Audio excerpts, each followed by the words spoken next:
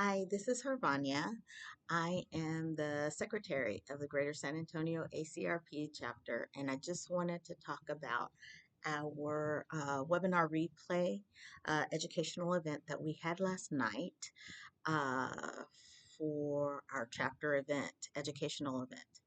So it was an excellent webinar, number one, talking about the changes for the ICH E6 R3 guidelines, uh, which have been released, and comparing it to the ICH E6 R2.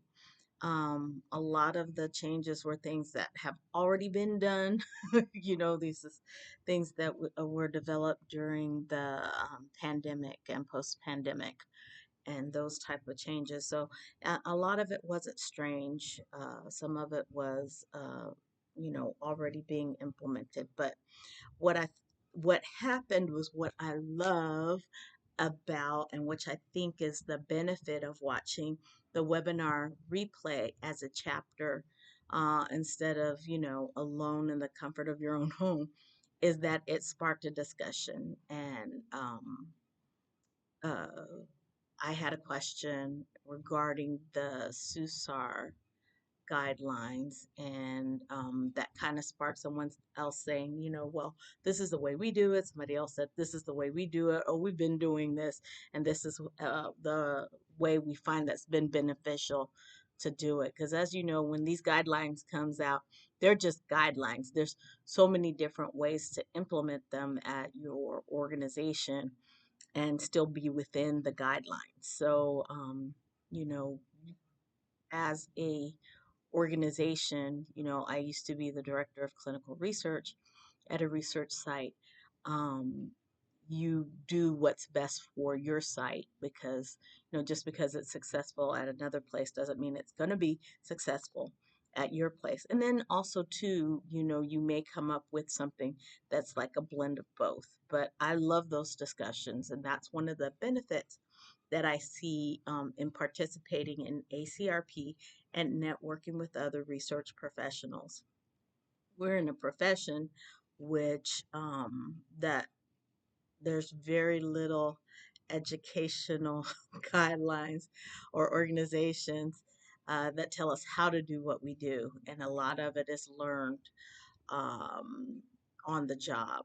And so one thing that I noticed when I went from a research only organization, a large research organization, to a, uh, ancillary department in a clinic, uh, which was working with a clinic, and you're the super coordinator that does everything. Um, Sometimes in those smaller organizations, they didn't get the wealth of training that I got at the large organization that I initially worked at. And so, what I took for granted in that large organization is the atmosphere that I want to incorporate with Greater San Antonio ACRP, because the way I see it is if San Antonio has good research, then it benefits us all. And so there are so many, San Antonio is one of those places that's known for diabetes research, known for neurology research, known for liver research, known for renal research, known for allergy research. We have so many professionals that are specialized in so many different ways. And so there's a wealth of information out there or out here, and so trying to pull all of that together to have resources for our newer research professionals to glean on, I think benefits us all.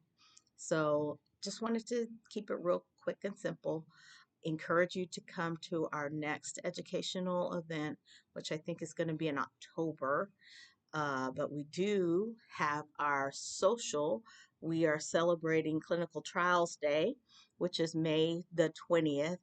But that's at the beginning of a week. So we're going to celebrate Clinical Trials Day on Thursday, May 15th.